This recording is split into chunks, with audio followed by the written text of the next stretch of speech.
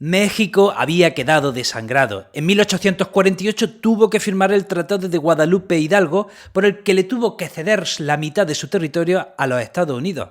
Luego recurrieron a ese político extraño llamado Santa Anna, que impone en esta ocasión una dictadura. Había que llamarle su Serenísima Alteza.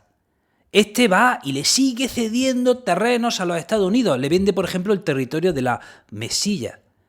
Hubo una revolución, se consigue echar a este dictador.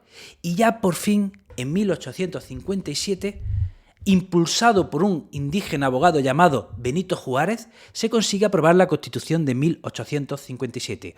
Una constitución liberal, moderna, perfectamente equiparable a las que se estaban aprobando en Europa por aquellos años. Bienvenidos amigos y amigas a Historia con el Móvil. Yo soy Juan Jesús Pleguezolo y me da una alegría inmensa verte un episodio más aquí con nosotros. Ponte cómodo, vamos a viajar una vez más al pasado, vamos a vivir alguna aventura, vamos a aprender alguna lección que nos ayude a entender el presente, pero sobre todo vamos a pasar un buen rato. Antes de empezar el programa, recordarte que si amas la enseñanza y más si eres docente y te va a gustar mi libro, Sigue enseñando, 10 razones por las que pensar que nuestra profesión es la más bonita del mundo. Un libro escrito para todos los docentes y también para todos los docentes, y yo me incluyo el primero. Empecemos con el programa. Bueno, creo que hay que hablar más y reflexionar sobre esta época de la historia. Díganme qué piensan desde la gente que me esté escuchando desde México, porque aquí a España nos llega que el único debate que hay en torno a la historia y a la historiografía de México es en torno al papel de los españoles. Que si los españoles lo hicieron bien, que si lo hicieron mal, que si la conquista fue buena, que si la conquista fue mala, que si... Ese creo que aquí a España es el único debate que nos llega en torno a la historia de México. Y creo que debería debatirse más y reflexionar más sobre los eventos que estamos contando en este episodio. Porque estos sí que explican muchas de las cosas que están pasando en México y, fíjate, en el mundo. O sea, estos eventos sí que me parecen relevantes para entender la actualidad. Entonces decíamos que en 1857 se aprueba esa Constitución que es moderna, y que, por ejemplo, separa Iglesia y Estado. Por ejemplo, garantiza la libertad de culto. Por ejemplo, garantiza la libertad de prensa. Pero era demasiado liberal, demasiado moderna. Hay un sector conservador que no lo acepta en absoluto. Esto me recuerda, madre mía, es que estoy hablando y me está recordando la historia de España, porque el siglo XIX español es más o menos como lo estamos contando aquí, como estamos contando la historia de México. Una parte de la sociedad moderna que quiere avanzar y otra parte de la sociedad conservadora que se niega en absoluto. En España, por ejemplo, tenemos los enfrentamientos entre los liberales y los carlistas, que se parece bastante a lo que estamos contando ahora mismo. Entonces decíamos que en 1857 se aprueba esa Constitución liberal y el sector conservador se opone tanto de manera radical y frontal que empieza una guerra civil.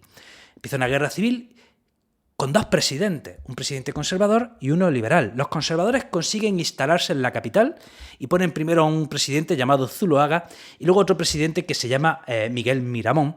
Y los liberales están en el exilio interior y su presidente sería Benito Juárez, que finalmente consigue instalarse en Veracruz. Y los liberales aguantan porque tienen el apoyo de Estados Unidos. Y Estados Unidos ya desde los inicios como país está aplicando la doctrina Monroe, que es América para los americanos y que los europeos no se metan en los países americanos. Entonces, ¿qué es lo que quería Estados Unidos apoyando a Benito Juárez y a los liberales?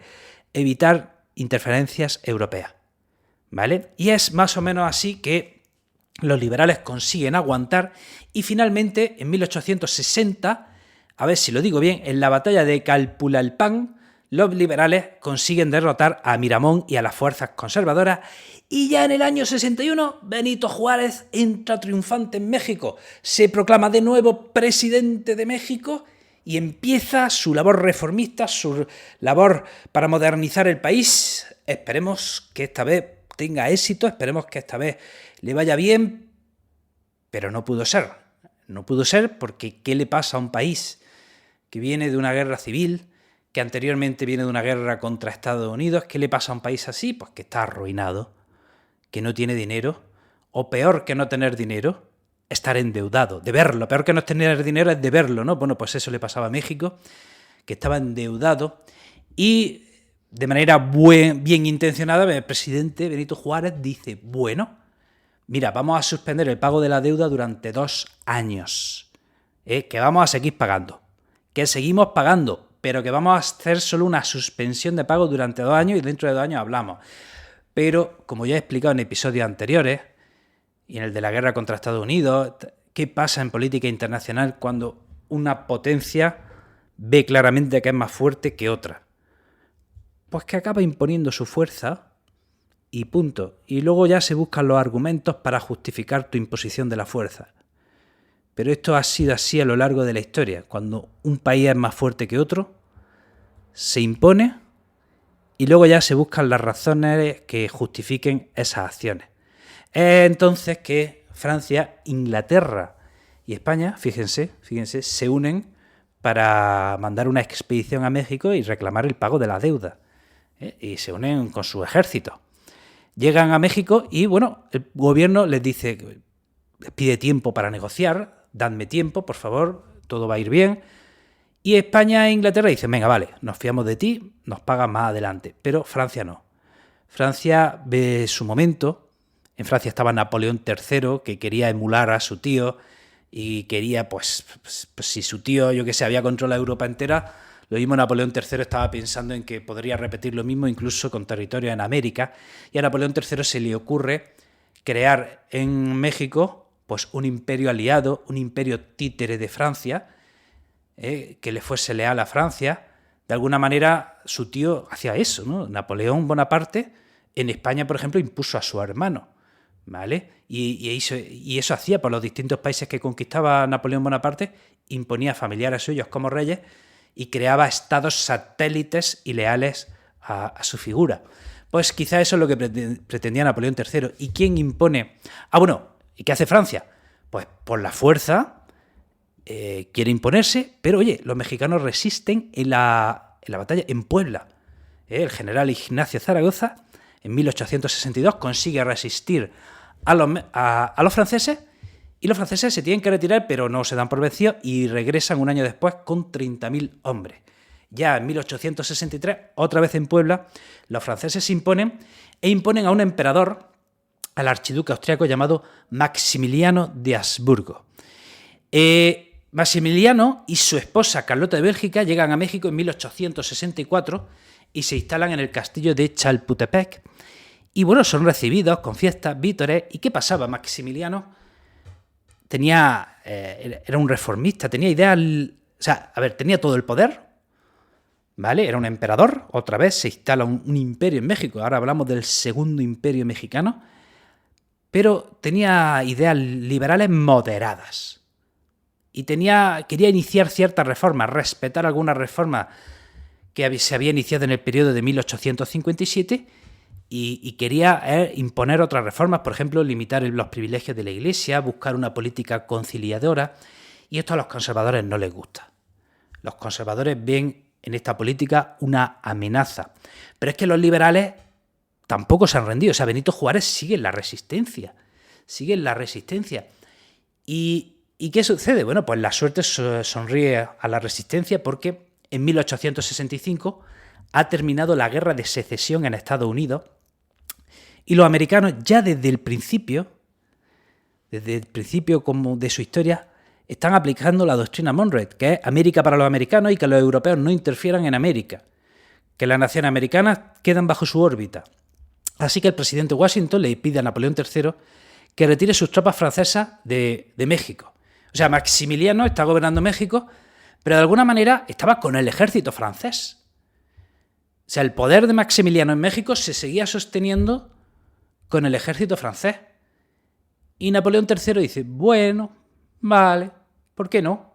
Y retira sus tropas francesas de México, dejando a Maximiliano solo. O sea, Maximiliano se queda solo. O sea, ustedes imagínense, ¿no? Iban los mexicanos a aceptar a un presidente austriaco, a un emperador austriaco, Dirían los mexicanos, este tío, ¿qué pinta aquí? ¿Qué pinta un emperador austriaco en México? ¿Esto qué es? Hombre, yo qué sé, a lo mejor si hubiese sido español, con esto de nuestra historia que nos une y que somos hermanos y tal, bueno, pues a lo mejor, yo qué sé, a lo mejor hubieran aceptado a un español, pero a un austriaco, ¿qué me estás contando? Y los mexicanos se rebelan y en 1867 las fuerzas republicanas sitian Querétaro y apresan al emperador Maximiliano y lo ejecutan el 19 de junio de 1867 en Cerro de las Campanas.